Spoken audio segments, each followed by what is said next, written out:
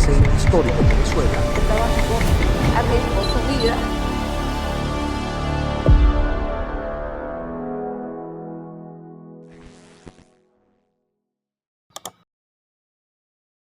Los testimonios y opiniones emitidos en este espacio representan únicamente el punto de vista de los entrevistados, quienes dan fe de la autenticidad de los hechos.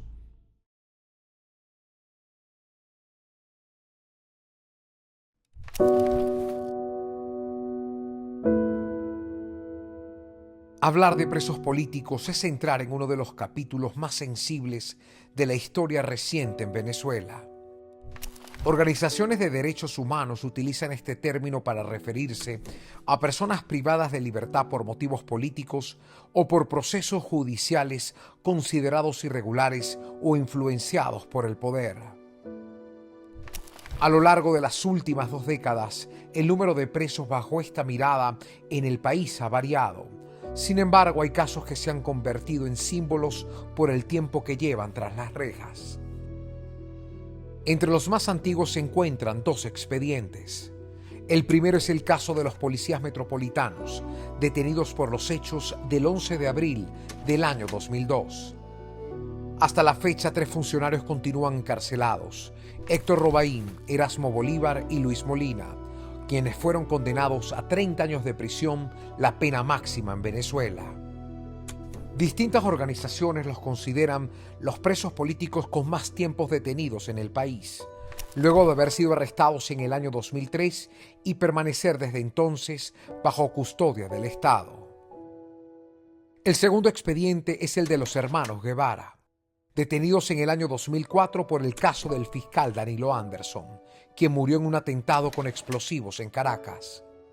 En ese caso fueron condenados Otoniel Guevara, Rolando Guevara y su primo Juan Bautista Guevara, quienes recibieron penas de hasta 27 años de prisión. Los Guevaras han denunciado durante años irregularidades en todo el proceso judicial. Por más de 2 décadas, ambos casos siguen siendo mencionados como los expedientes más antiguos y controvertidos dentro del sistema penal venezolano. Vámonos con el 11 de abril del año 2002. Venezuela estaba enfrentando uno de los episodios de mayor tensión política. Ese día, una multitudinaria manifestación convocada por sectores de la oposición se concentró inicialmente en el este de Caracas.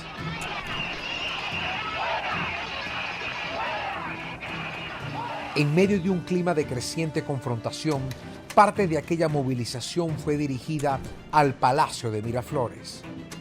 Cuando en el centro de Caracas, especialmente en las inmediaciones del Puente Llaguno, se produjeron enfrentamientos entre manifestantes, civiles armados, fuerzas de seguridad y simpatizantes del gobierno.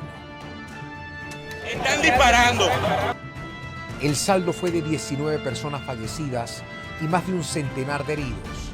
A raíz de esos hechos, varios funcionarios de la Policía Metropolitana de Caracas fueron llevados a juicio. Ese proceso judicial fue uno de los más largos de la historia venezolana y culminó en el 2009 con condenas de hasta 30 años de prisión. Como presuntos autores intelectuales fueron señalados 3 comisarios: Iván Simonovich, Henry Vivas y Lázaro Forero, quienes ocupaban posiciones de alto mando dentro de este organismo. Posteriormente obtuvieron medidas humanitarias o arrestos domiciliarios por razones de salud o decisiones judiciales. Otros policías que estaban en el lugar fueron juzgados como cómplices de los hechos. La mayoría de ellos, con el paso de los años, fueron obteniendo la libertad por distintas vías. Algunos cumplieron condenas, otros recibieron beneficios procesales y unos lograron medidas humanitarias. Sin embargo, 3 funcionarios continúan privados de libertad por ese caso: Héctor Robaín, Erasmo Bolívar y Luis Molina, quienes permanecen detenidos desde el año 2003.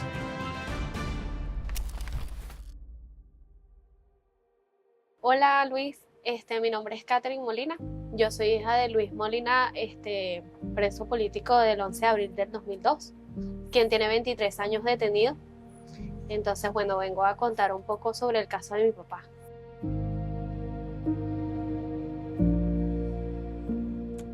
Hola, mi nombre es María Isabel Bolívar. Yo soy la tía de Erasmo Bolívar, uno de los policías involucrados en el caso del 11 de abril. Ya tiene 23 años preso.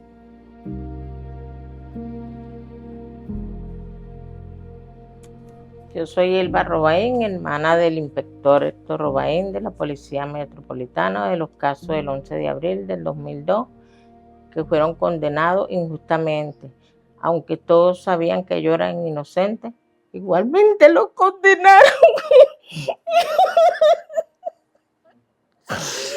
Yo no puedo hablar de eso, Mani.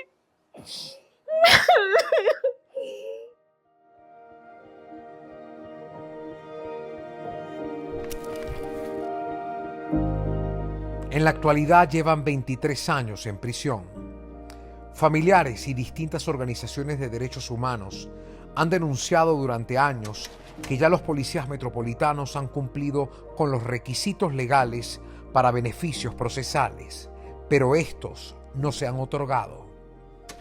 Hace 5 años fueron trasladados al centro penitenciario Fénix, en el estado Lara, lejos de sus familias en Caracas, una distancia que ha dificultado las visitas y ha profundizado el aislamiento de estos funcionarios.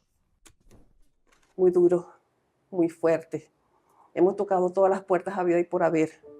De 7 puertas, Defensoría del Pueblo.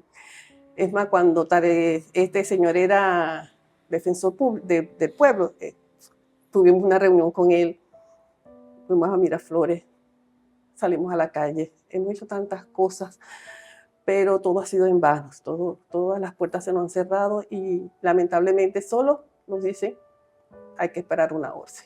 Todo depende de una orden. De una orden. De una orden. ¿Usted siente que estamos en el tiempo de que se dé esa orden? ¿Usted siente que estamos en tiempos de amnistía esperando por esa decisión? Yo siento que ahorita sí puede ser, sí se va a dar y en vista de la reconciliación que todos queremos, yo creo que sí. Erasmo Bolívar apenas tenía 2 años en la Policía Metropolitana. Contaba con 28 años de edad. Su tía María Teresa ha sido la cara visible del caso. Ha buscado proteger a su hermana mayor de tanto dolor y es quien ha hecho hasta lo imposible porque su voz sea escuchada. Éramos un muchacho que ingresa a la policía porque la policía le permitía trabajar, estudiar y ayudar a las familias. Mi papá policía, la tía policía. El ambiente y la Policía Metropolitana daba esa cuestión de que tú podías hacer un mundo de cosas, tenías posibilidades de hacer. Y Erasmo ingresa a la policía. Amante del básquet, del deporte. Es más, él dejó un equipo allá arriba en Carayaca, unos niños que él entrenaba, porque eso era su pasión. El sueño de él era pertenecer a Cocodrilo, que no se le dio por una lesión que tuvo. Un muchacho muy noble, que a pesar de las adversidades, siempre recuerdo la sonrisa. Yo iba toda triste, y Erasmo me recibía con una sonrisa que eso me desarmaba. Es el padre amoroso, el hombre pendiente de la casa, de ayudar a todo. Es más, a Erasmo le decían que necesita y Erasmo decía útiles deportivos. Un balón, la malla, para ayudar a sus muchachos, porque él sabía que el deporte en todos los ámbitos ayuda al hombre a ser mejor persona. Ese es Erasmo.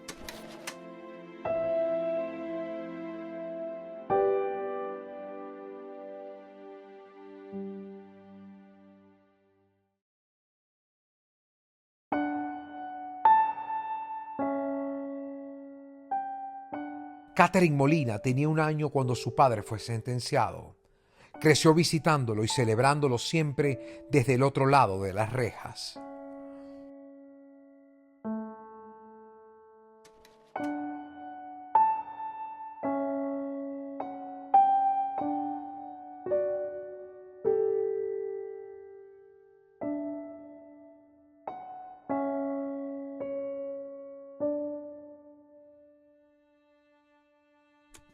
Ha sido un poco difícil, porque más que todo nosotras hemos sido muy unidas y, oye, siempre la falta de la presencia de un padre en un colegio, en un acto de grado es importante.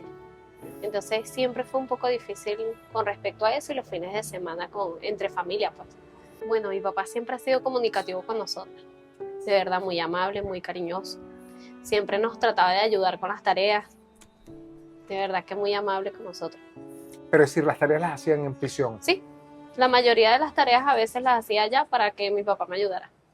Yo veo que ya es hora de que mi papá tenga el derecho a la libertad. Son muchos años, ya no tienen la misma edad, ya no tienen las mismas energías y oye, yo siento que ya es suficiente. Me parece injusto que esté detenido allá tan lejos de nosotros, tan lejos de su familia, de sus hijos, de su madre, que ya está mayor. Y oye, es injusto. Elba Robaín ha luchado durante muchos años por su hermano Héctor. Sin embargo, el tiempo ya pesa, la energía no es la misma y el dolor se ha acumulado a través del tiempo. Exacto, ellos están olvidados porque por tantos años deberían de haberlo liberado ya. ¿Y qué pasa con ellos? Que a ellos le negaron todos los beneficios. Porque si ellos tuvieran beneficios, ellos no estuvieran presos. Él ahí estudió, hizo cursos cuando estaba aquí en Los Teques. Los Teques, de costura, de barbería, de panadería, ¿cómo se llama? De tapicería. Y por eso a él le han bajado un año, un día de cárcel. Nunca. Siempre olvidado. Cuando una vez que dijo, un juez que dijo que él lo habían obligado a condenarlo. Y él dijo que ellos eran inocentes. Y siendo inocentes, que ellos lo sabían, igualito, lo condenaron, ¿verdad? ¿Qué pasó luego? Que ellos dijeron que iban a revisar el caso, que jamás y nunca, hasta el sol de hoy, no lo han hecho. Bueno, yo pienso que ese caso de los policías metropolitanos fue como un trofeo, una cuestión de que una orden del difunto que dijo esto tiene que ser sentenciado, porque antes de iniciar el juicio ya estaban sentenciados. Las medidas los que salieron por medidas humanitarias, que tenían cáncer y enfermos, fue porque el presidente Chávez se enfermó y tuvo un gesto de remordimiento de conciencia y entonces cedió. Cuando dejan a estos tres muchachos, quedan ellos tres, es algo así como uno quiere que salga de este grupo, que nadie se pone de acuerdo, el otro dice que no, y lamentablemente la indiferencia es total. La falta de humanidad es lo que mantienen a estos muchachos allí. Porque si nos han negado las leyes de amnistía, la que hizo Chávez, todas esas cuestiones, ellos tienen unas medidas alternativas de la pena que les corresponde por derecho, y todas esas han sido negadas. Entonces yo pienso que es esa falta de aplicar la justicia como debe ser, sino a capricho, y que lamentablemente no han concientizado que las leyes no se pueden manejar de esa manera. Espera que Dios haga el milagro, porque de verdad que la injusticia es fuerte. ¿Por qué usted reitera que su hermano es inocente, señora? Claro que lo es, porque ellos lo que hicieron, ellos ayudaron a muchas personas a ayudarlo cuando estaban ahí en el centro de Caracas, a rescatarlo, mientras que el oficialismo le estaba disparando. Pero bueno, es lo que ellos digan y no lo que es. Ellos lo condenaron injustamente porque ellos son inocentes. ¿Por qué cree que le ha llegado el recurso, por ejemplo, de amnistía a mucha gente que ha podido tener ciertos beneficios y a ellos se los niegan? No sé. De verdad que no entiendo, porque yo digo, para mí ellos deberían de ser uno de los primeros porque son los que tienen más tiempo. Pero de verdad que a ellos no le han dado beneficio, pero de nada. O sea, aquí no vale buen comportamiento, ni que hagas lo que hagas bien, igualito, siguen ahí, en el olvido. Porque ¿cuántos abogados nos metieron? Ya mi hermano dijo que ya que no le metieran más abogados, porque te pones a ver gastando reales y ellos siguen presos. Para mí él es inocente, no sé para los demás, porque cada quien crea sus pruebas a su manera. cada quien tiene una manera de ver las cosas distintas. Él para mí es inocente porque desde un principio mi papá siempre y mi mamá me inculcaron de que ellos son inocentes, que ellos no hicieron nada. Ellos salieron a hacer su trabajo, a defender el país. Y mi papá siempre me dijo que él hicieron sus pruebas de balística y él salió negativo. O sea que su papá era inocente. Y para mí, toda la vida mi papá va a ser una persona inocente que no mató a nadie. Completamente inocente, ellos lo saben. Ellos no lo apresaron, ellos se entregaron. Se entregaron porque ellos decían, las evidencias van a decir que somos inocentes. Las experticias, todo dijeron que ellos eran inocentes.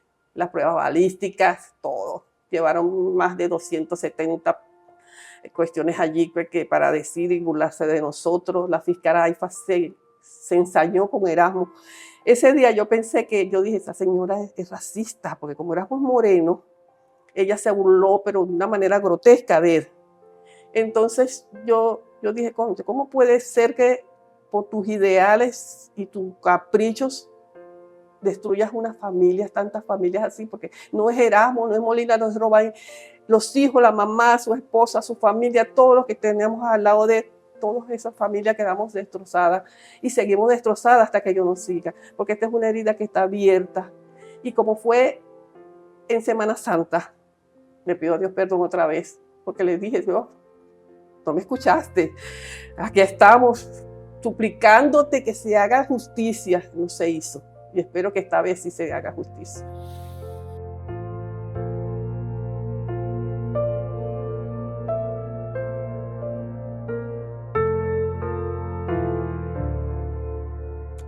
Somos una familia humilde. Y hemos llegado yo le pedí con mucha pena a mi amiga que me ayudara para el pasaje, Bonnie, se lo agradezco de corazón. Esa movió cielo y tierra para enviarme para el pasaje. Y bueno, de allí hay que sacar para comprarle el agua, hasta el agua hay que comprar allá.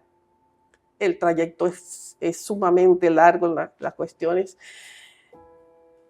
Es algo que uno dice, la realidad supera la ficción de todo lo que hemos sufrido. Es una cárcel de máxima seguridad.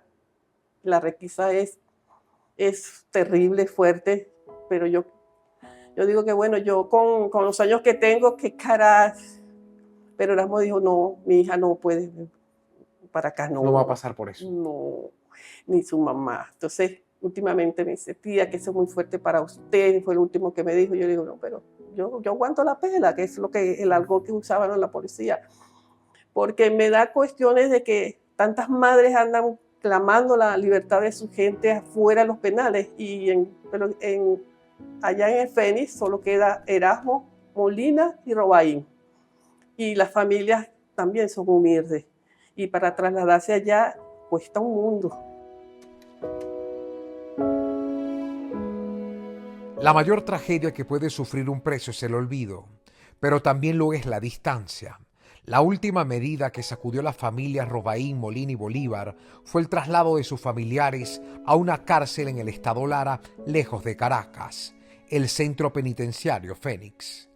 Desde entonces ninguna de las tres familias ha podido verlo con frecuencia. En los últimos años y por la situación económica, ni siquiera han tenido para comprar un pasaje para poder ir a visitarlos y atenderlos. Bueno, en estos casi 5 años yo no he visto a mi hermano. ¿Por qué, mi señora? Porque yo no puedo ir, porque yo no tengo recursos. Y ni por lo menos no, su hermano, nosotros somos 4 con él. Yo que soy la mayor, soy la única hembra, y los 2 varones. Allá no dejan entrar hombres. Eso es una visita de 2 horas. Y el traslado de aquí hasta allá es largo. Es decir, usted tiene 5 años sin ver a su hermano. ¿Quién visita a su hermano, mi señora? Nadie. Nadie, él no visita a nadie. ¿Y qué conocimiento de su integridad, de su espíritu, de su integridad conocen estos 5 años? ¿No hay información? Por ejemplo, la visita de otra persona que le comente cómo está su hermano. No sabe el estado de su hermano. No. Él dice que está bien. ¿Y cómo le llega esa información? Bueno, cuando alguien puede comunicarnos. Hay una que va, pero tampoco es que va siempre, que es la esposa Molina. de Molina. Pero en verdad que nosotros, yo no he ido, por lo menos. No hemos ido ninguno, porque los varones no pueden ir. Y yo con esta situación, de verdad, no me da, mi presupuesto no me da para viajar. Terrible, terrible. Mira, eso ha sido que lamentablemente hemos tenido la necesidad de que mucha gente nos ha ayudado. Porque en una oportunidad llegué a Barquisimeto y me quedé sin pasaje por los costos, las cuestiones, y pues yo dije, bueno, me quedo aquí en el terminal. El trayecto, yo salía a las 4 de la mañana en la parada de La Esperanza para agarrar un carro para llegar allá. Su mamá, la salud se le ha deteriorado terriblemente. Los hijos creciendo sin sus padres. O sea, tiene un hijo que se fue, que está en Colombia, que tiene 3 niños. Y me partió el alma cuando él dijo, yo crecí sin mi papá. Él dejó sus niños muy pequeños. La niña, gracias a Dios, que ya se va a graduar de periodismo, está estudiando periodismo, Adriana. Pero no la han tenido fácil esos muchachitos. Es la falta de la figura paterna, la cuestión de que no tengo para el pasaje, no puedo comprar esto porque es difícil, es terriblemente difícil. Hace como 1 año y medio, fue la primera vez que lo vi. Bueno, él trató de ser fuerte conmigo y la cuestión, pero siempre con el miedo de cómo me trataban a mí. Se preocupaba más que cómo nos trataban a nosotros. La requisa, porque la requisa es inhumana. Es como uno hace tripa corazón y para adelante. La cuestioncita que uno le lleva, esto sí pasa, esto no, después que te ha costado tanto, esto no. Entonces es algo que tú calladito, para que él no, pero él sabe la situación que se vive allí. Bueno, Erasmo en el transcurso de estos años sufrió de todo. Él tuvo un desprendimiento de retina. Jugando básquet le dieron un codazo y tuvo un desprendimiento de retina. La rodilla también se la fracturaron. Le dio el COVID. Con el COVID se fue malito. Se puso muy mal y tuvimos que, bueno, pues moverla para conseguir las medicinas, hacérsela llegar, que la situación se hizo y lo superó con la esperanza de reunirse con la familia. Ahorita está ansioso, ahorita está un Erasmo como, yo lo siento como más que quebrado un poquito, porque siente que te ha pasado tantas cosas y continúan allí. Entonces, ¿sabe? Uno no quiere perder la fe, aferrarte a ella, pero dice, ¿hasta cuándo? ¿Hasta cuándo nos mantienen así por un capricho? Cuando todos saben, el que lea la sentencia, el caso del 11 de abril, que esos muchachos son inocentes, que nunca debieron estar presos. Ha sido un poco difícil porque económicamente el pasaje es arbitrariamente. Nosotros, por ejemplo, es un poco difícil porque yo trabajo entre semana y parte del fin de semana. Y allá es muy difícil llegar y el pasaje es muy elevado. Entonces, oye, se me hace difícil llegar. ¿Cuánto tiempo tienes sin ver a tu papá? Wow. Desde los 17 años. Es decir, tienes más de 5 años que no ves a tu papá. Sí. Wow. ¿Y eso se debe a la distancia? Sí, desde que los trasladaron nosotros no pudimos más ir. Yo era menor de edad y no se pudo ir recientemente. Pues. Hace poquito recibió una emergencia, tuvo una peritonitis y lo sacaron de emergencia. Fue un poquito complicado, tétrico, angustioso porque no podíamos estar presentes, ni siquiera en el hospital, pero gracias a Dios todo salió bien. Y bueno, hasta los momentos mi papá está bien, gracias a Dios. ¿Cómo sabes que está bien? ¿Cómo sabes? Porque la señora nos indica, pues, ella nos dice, mira, ya vimos a Molina, está bien, está sano, o sea, quédate tranquila, pero yo siento ya que ya es momento de que ellos reciban la libertad, es demasiado tiempo. Las 3 familias siguen esperando con fe la buena intención que ofrecen estos tiempos. Después de los sucesos del 3, como todos sabemos, se abrió como donde reconoció Jorge Rodríguez que aquí habían presos políticos y habló de una liberación. Ahí todos empezamos a rezar y a pedirle a Dios que tuviésemos allí. No, lamentablemente fue otra burla. Después la ley de amnistía, que fue otra burla para nosotros. Entonces pusieron peros y esto, que si esto sí, que si esto no, cuando él sabe que le corresponde por derecho a estos muchachos. Bueno, que tomen en cuenta esa amnistía para ellos que ya tienen casi 23 años presos injustamente, ellos son inocentes y los jueces que los condenaron también lo sabían y lo saben, y aún igual los condenaron a 30 años de prisión. Pero yo pienso, como venezolana, que el cambio se va a dar más pronto que tarde. En vista de la situación que estamos viviendo, Venezuela necesita ese cambio, y es que lo necesita de verdad. No por mí, que ya estoy en la recta final, por la nueva generación y por tantos profesionales y gente buena que tenemos que quieren regresar a mí. Yo tengo por lo menos mi nieto en Colombia, ya tiene 6 años que no veo, porque mi nieto me dijo, abuela, yo con sueldo mínimo no vivo, y es verdad, 130 que alcanza ni para un pan, ¿verdad? Ya ellos deberían de haber salido, porque son casi 23 años, pero que a ellos no le han dado beneficio de nada, aunque con sus armas fueron revisadas y ellos no dispararon sus armas, igualito le pusieron 2 muertos y 25 heridos. Igual, ellos siguen siendo inocentes, igualitos, tienen 23 años presos. Entonces yo, rezando y rezando, te cuento que un día yo dije, yo me la paso rezando por nosotros, pero esta vez le voy a decir a Dios, voy a rezar por ellos, por los que están en el poder, para que le toque el corazón y en verdad entiendan que la justicia no puede ser una plastelina que la mueven a su capricho, que la justicia se hizo para cumplirse y hay que respetar al ser humano.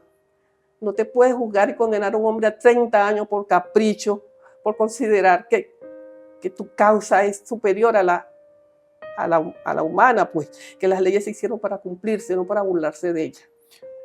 Aparte de no perder la fe, aferrarnos a esa fe, que si esto va a cambiar, necesitamos mantenernos unidos, ahora más que nunca, por la libertad de ellos. Y que Robaín, Molina, Erasmo, Bolívar, los Guevara, toda esa gente que nunca debieron estar presos, van a salir de libertad, porque Venezuela, para una reconciliación, necesita salir de estos presos políticos. Un país democrático no tiene presos políticos, y ellos lo tienen que entender. Yo le pido a las autoridades que tomen conciencia, que se pongan la mano en el corazón, que ya son demasiados años.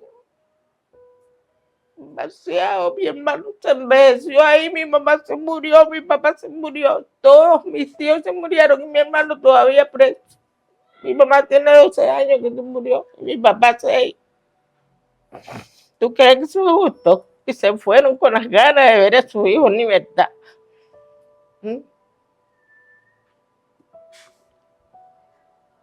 Gracias, señora. Yo lo que pido es la libertad para mi hermano y sus compañeros. Héctor José Robaín, Erasmo Bolívar y Luis Molina, que ya tienen casi 23 años ahí metidos. Injustamente porque son inocentes y ellos lo saben. Ellos lo saben que ellos son inocentes. Que tomen un poco más de conciencia, que se pongan el corazón en la mano. Ya basta de injusticia, ya basta de maltratos. Que se vean en un espejo. La vida es un boomerang. Hoy estás aquí, mañana estás acá. Precisamente por eso. Yo siempre lo he visto así y siempre lo he dicho. La vida es un boomerang. Hoy estás aquí, mañana estás acá. Eso siempre lo digo.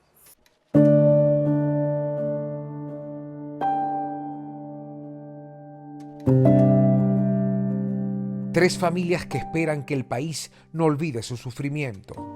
3 familias que sueñan con reencontrarse con sus seres queridos, o al menos con tener la oportunidad de verlos con mayor frecuencia.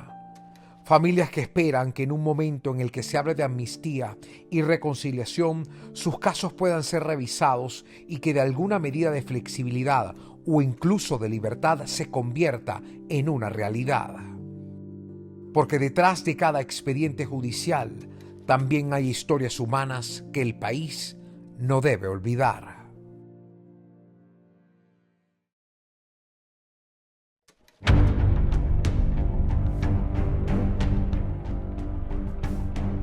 El asesinato del fiscal Danilo Anderson, ocurrido en el año 2004, marcó un punto de quiebre en la historia política y judicial del país. En medio de ese proceso fueron condenados los Guevara, 3 miembros de una familia que habían sido funcionarios policiales. Rolando Guevara es comisario jefe jubilado del 6CPC. Otoniel Guevara, hermano de Rolando, fue comisario general de la DICIP. Y Juan Bautista Guevara, primo de ambos, también fue inspector de la PTJ vinculado a labores de investigación criminal. Mi nombre es Jacqueline Sandoval de Guevara, esposa del preso político Rolando Guevara y cuñada de Otoniel y Juan Guevara. Asimismo, los he representado legalmente durante 21 años y 3 meses que ha durado su prisión arbitraria. Fíjate cómo ellos mismos decían que eran los sospechosos habituales. En cuanto caso, el gobierno tenía interés, ellos eran llamados a declarar o eran los sospechosos habituales. Si de sospechosos habituales pasamos a eternos olvidados. Digo pasamos porque sí, soy víctima también de eso. Si cuando tú pones preso a una persona, no pones preso a una persona, pones presa a la familia completa. Han sido 21 años y 3 meses de lucha continua para que precisamente no sean olvidados.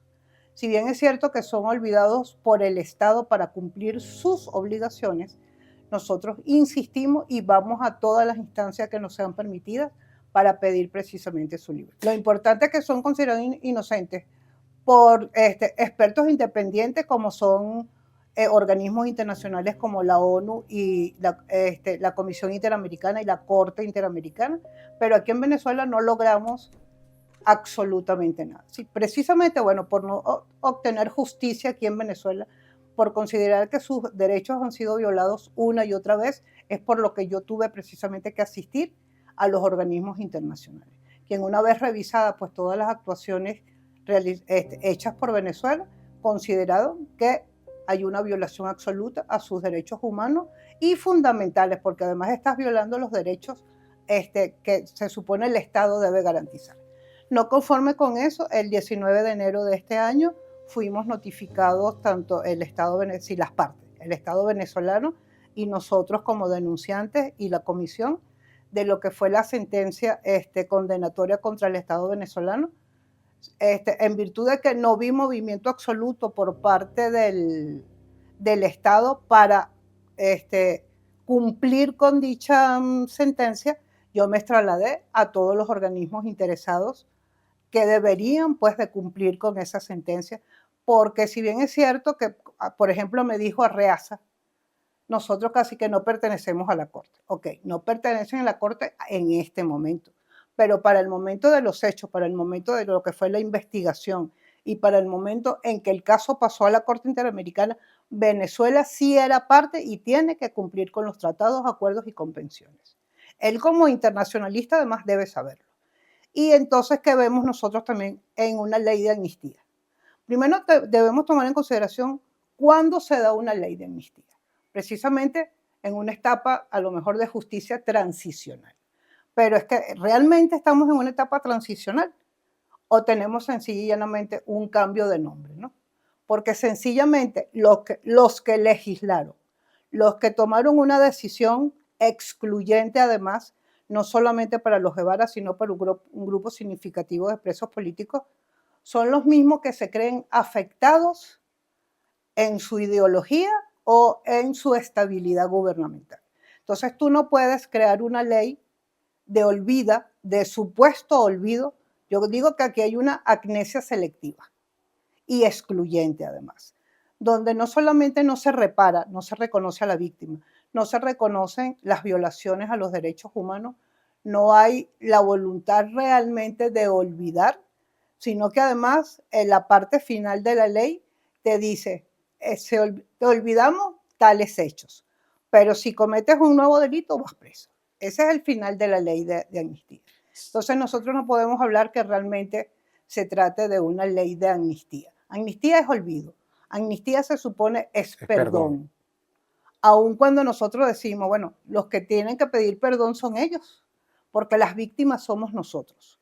Víctimas de lo que ha sido el poder de Venezuela durante 26 años, y nosotros no podemos decir, perdóname. Sí, ustedes son los que tienen que reparar y tienen ustedes que hacer justicia. Porque son considerados presos políticos.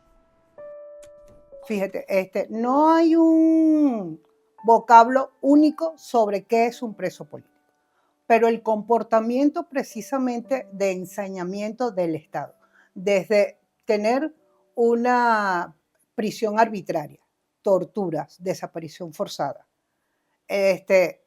haber violado el debido proceso y todo lo que fue el proceso como tal, eso te lleva a hablar de presos del poder, presos políticos.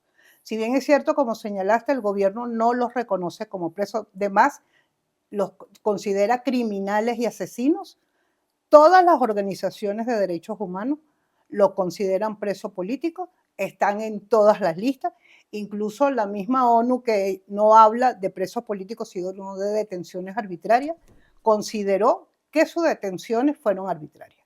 De hecho, en la opinión 52-2021 de la ONU, del grupo de trabajo de desapariciones, de detenciones arbitrarias, solicitó la libertad inmediata de los mismos por considerar que su detención fue arbitraria y además de habérsele violado gran cantidad de derechos humanos. ¿Cómo entendemos entonces el choque de estos dos conceptos, ¿no?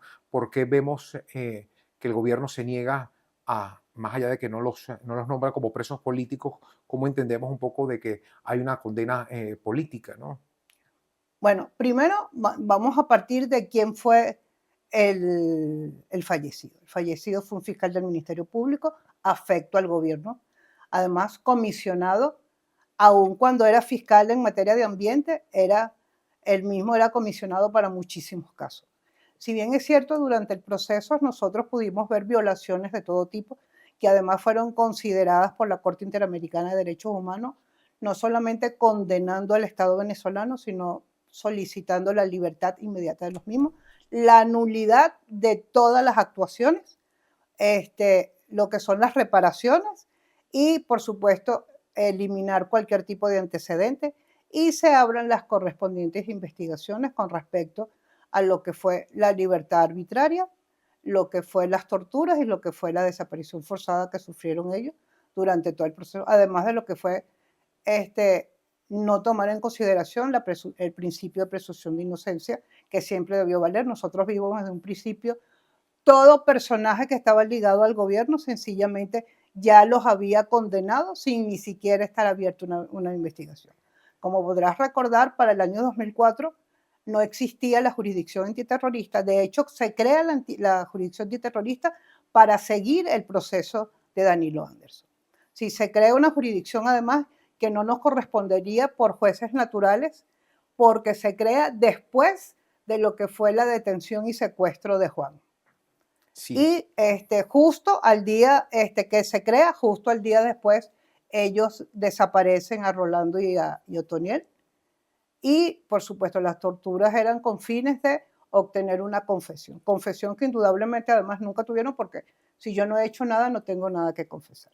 Hablando de reparación y que tocas el tema de la ley del perdón, revisar un poco el por qué se puede considerar que hay un ensañamiento con los hermanos Guevara, que implicaba llevar el apellido Guevara en esos años, y por qué sientes de una otra forma que hubo una detención, hubo un ensañamiento, hubo un juicio, hubo una sentencia, ¿no? Ellos incluso los acusaron de tener una policía paralela para tumbar el gobierno y cometer actos terroristas. Y en cuanto caso había, ellos eran los imputados y los culpables. No les dio resultado, entonces deciden forjar pruebas, montar un caso, comprar testigos. De hecho, no solamente comprar testigos, sino, como dije con anterioridad, crear una jurisdicción donde daba seguridad de que iban a ser condenados.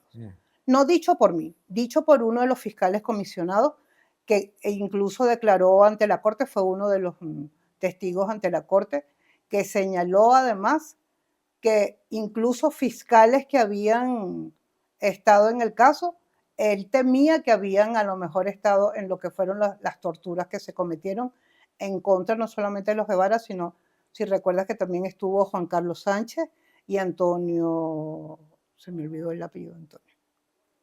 Pero bueno, fueron muertos también de ese caso, donde no ha habido justicia tampoco. Y bueno, decir que realmente nosotros sabemos indudablemente que ni Rolando, ni Juan, ni Otoniel estaban ni están con el gobierno, ni son afectos al gobierno. Pero eso no quería decir que bajo las expectativas que nosotros tenemos como venezolanos, tenemos que ser perseguidos porque el Estado cree que pueda pasar algo. Entonces, nosotros tenemos legítimas expectativas como ciudadanos. Sí. Para hablar de la actualidad, ¿en qué punto exacto se encuentra hoy el caso, Jacqueline? Hoy el caso está ellos cumpliendo condena. Ellos deberían haber accedido a las medidas alternativas al cumplimiento de la pena desde el año 2011. Hoy estarían en libertad bajo suspensión condicional de la pena si el Estado así lo hubiera deseado. De hecho, nosotros solamente esperamos que el Estado cumpla sus obligaciones internacionales, dándole la libertad inmediata y todo lo que ha sido el decreto a través de una sentencia de la Corte Interamericana. Amnistía, si se puede, perfecto, pero realmente no es lo que necesitamos. Necesitamos que se cumpla la sentencia de la Corte Interamericana, que tiene los mismos efectos de la amnistía. ¿Y esa sentencia de la Corte Interamericana de Derechos Humanos, en qué términos concretos significa esa decisión? ¿Cuál es el aval de la Corte Interamericana? ¿Dónde ustedes se han afianzado a través de esta sentencia? ¿Qué dice esa sentencia? En primer lugar, libertad inmediata. Condena a Venezuela por torturas, violación a lo que fue la libertad e integridad física de los Guevara, reparación por todos los años presos, el anular el proceso como tal, lo que es la nulidad de la sentencia y de todas sus actuaciones, el hecho de que lo que no se investigó en su debida oportunidad cuando nosotros lo solicitamos, que era quiénes fueron los responsables de las torturas, quiénes fueron los responsables de las desapariciones y quiénes fueron precisamente los responsables de tanta violación a sus derechos. Lo que no se investigó, la Corte solicita que se investigue, se repare y además se pronuncie y pida perdón públicamente a Rolando, Otoniel y Juan por todo el daño causado durante estos 21 años y 3 meses. Para explicarle un poco a la gente, cuando hay una sentencia de la Corte Interamericana de Derechos Humanos, ¿qué debe hacer el Estado? ¿Qué está obligado a hacer el Estado, ¿no? Cumplirla y ejecutarla. Porque además Venezuela firmó las convenciones, y además estos acuerdos y estas convenciones están a nivel constitucional. No es que tú dices, no, yo no lo voy a cumplir porque no quiero. Es que precisamente está desconociendo la misma Constitución de la República Bolivariana de Venezuela. ¿Y entonces, al tú incumplir con esto, estás incumpliendo con la Constitución. Entonces faltaría un proceso interno del sistema judicial venezolano para acatar esa sentencia. Así es. El Estado está en el deber de cumplirlo. Fíjate, yo cuando el Comité de Víctimas decide solicitar una audiencia precisamente a los legisladores que estaban en la comisión precisamente de adelantar la ley de amnistía, al igual que cualquier familiar de preso político, pues yo me presenté igualmente, señalando donde me dijeron, pues de alguna manera están excluidos. ¿Usted ha hablado con las víctimas? Fue la pregunta que me hizo el diputado Arriaza. Y le dije, sí, yo conozco cuál es la posición de las víctimas. Incluso todavía dudan de quién son los responsables de ese caso, porque en el proceso ellos estuvieron presentes. Y lo primero que dijeron, no son culpables. Yo consigné ante la comisión especial que se supone, de conformidad con el artículo 15 de la ley de amnistía, a los efectos que evalúa y solicitan del Tribunal de la Causa, que es el juez sexto de ejecución, que evalúe la posibilidad pues, de dar la revisión del caso y nulidad de las actuaciones de esa sentencia, porque ya el caso de ellos está firme, ¿no? Es una sentencia firme. De hecho, pues aquí en Venezuela yo ejercí todos los recursos pertinentes posibles. Y por eso precisamente el caso fue a la Corte Interamericana. Sí, ¿qué otras tribunas internacionales, por ejemplo, se han tocado? Me has dicho que incluso en todas ellas se ha dictado sentencia Sí, a favor, ¿no? sí, en el grupo de trabajo sobre detenciones arbitrarias de la ONU consideró que era una detención arbitraria y por lo tanto debía dársele la libertad inmediata. La Comisión Interamericana también solicitó la libertad inmediata, que se abrieran las correspondientes averiguaciones y por supuesto pasó el caso a la Corte Interamericana, quien nos dio la razón en todo lo que fueron nuestras apreciaciones de que Venezuela había violado absolutamente una gran cantidad de derechos humanos y fundamentales a estos señores, motivo por el cual Venezuela debía ser condenada como en efecto la condenó. ¿Qué esperamos? Que Venezuela cumpla y ejecute la sentencia. ¿Qué significado para tu esposo, para su hermano, para su primo, para la familia Guevara, ¿no? Estos años privados de libertad? Jacqueline, ¿cómo los ves? Siempre se ha hablado del espíritu fuerte de ellos, pero bueno, han ocurrido en los últimos años más irregularidades, ¿no? Hubo incluso un traslado, hubo días, meses que no sabían ni dónde estaba, hay inclusive poco permiso o hubo poco acceso para ver el estado de salud y cómo se encontraban. Mira, después de 20 años estando en las instalaciones del Helicoide, donde indudablemente, como todo el mundo sabe, no es un hotel 5 estrellas como algunos quieren hacer ver. Si bien es cierto, si tomamos en consideración las condiciones de SEBIN y las condiciones actuales del rodeo, te puedo decir que el SEBIN es una niña de pecho en relación a tortura y en relación a maltratos que el rodeo.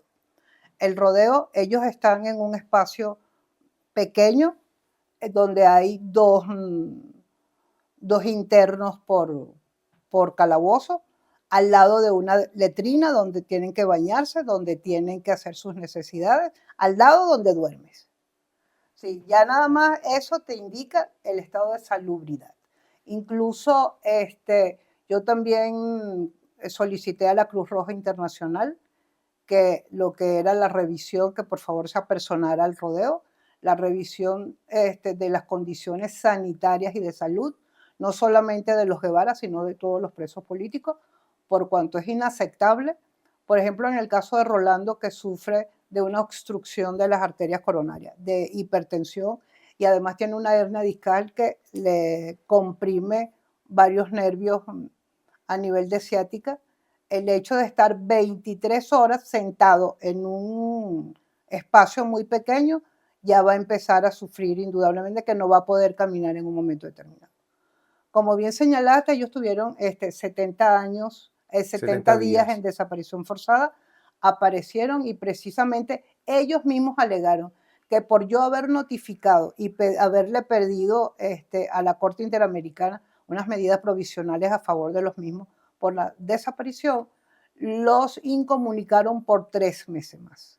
En esos 3 meses sencillamente bajaron de 10 a 15 kilos aproximadamente. Se supone que sí recibió el tratamiento, aun cuando la semana pasada, cuando fui a la visita, se sentía bastante mal, estaba mareado. Dice que ha pasado la semana toda mareada, todo mareado, porque realmente no sabemos si le están dando la dosis que es de los medicamentos, si se le está dando el debido tratamiento, además de las condiciones pues, de salud ya, pues ya no es un muchacho, pues tiene 64, 65 años. Soy muy mala con las edades. De hecho, él mismo me recordó, porque sí, la semana pasada cumplimos 31 años de casado, y bueno, por supuesto, ya 21 años celebrándolo yo en mi casa y él en la cárcel, ¿no? Entonces, yo le digo, no pude sacar la cuenta porque el que saca la cuenta del matrimonio eres tú. Entonces él llega y me dice, tú sencillamente sácala por Rolando, pues mi hijo mayor, ¿no? Yo le digo, bueno, pero es que entonces tengo que agregarle 2 años más porque fue un año que no, en los 9 meses de embarazo. Entonces cumplimos 31 años de casado, de los cuales 21 hemos estado separados. ¿Cómo es una familia bajo esas circunstancias, sobre todo en su perspectiva emocional, ¿no? El crecimiento de tus hijos con estos 23 años que llevan los hermanos Guevara detenidos, ¿no? ¿Cómo ha sido un poco entender que cada cierto tiempo tienen que ir ver a su papá, saber de su inocencia y estar todavía, ¿no? En estas circunstancias sin tener una resolución, una claridad de su libertad? Pues han leído el expediente. Yo creo que Reinaldo, por ejemplo, que es el más pequeño, yo creo que aprendió a leer y lo primero que hizo fue meterse en la computadora a buscar cuál era la situación. Ellos siempre han estado conscientes de la inocencia de su papá y de sus tíos. Y por supuesto,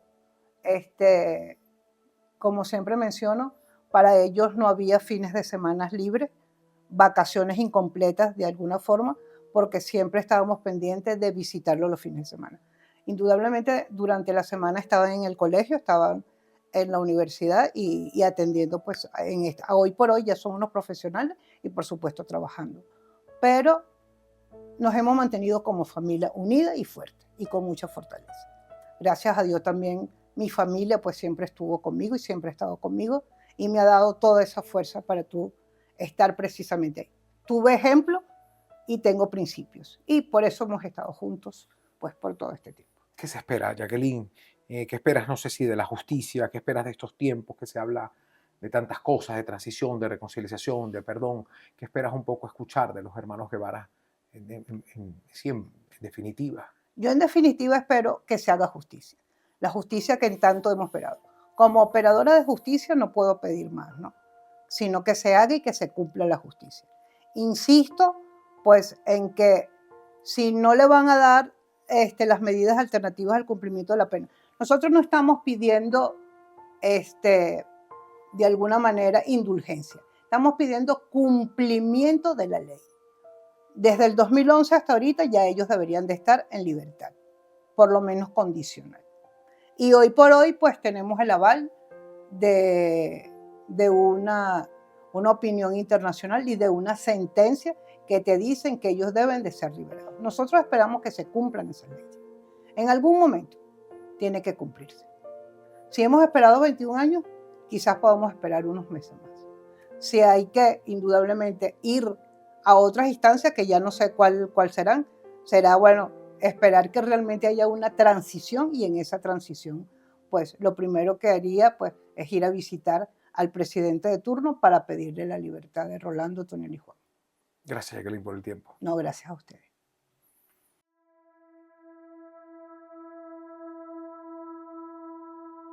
La familia Guevara y los policías metropolitanos comparten algo más que su pasado como funcionarios del Estado. También comparten el peso del tiempo. Todos ellos llevan más de 2 décadas privados de libertad, convirtiéndose en parte de los casos más antiguos asociados a presos considerados políticos en Venezuela. Sus familias siguen esperando que el país no los olvide y que algún día decisiones como una amnistía permitan abrir la puerta a la libertad para que ellos puedan reconstruir así sus vidas y para que el país empiece también a hablar de reconciliación y de justicia.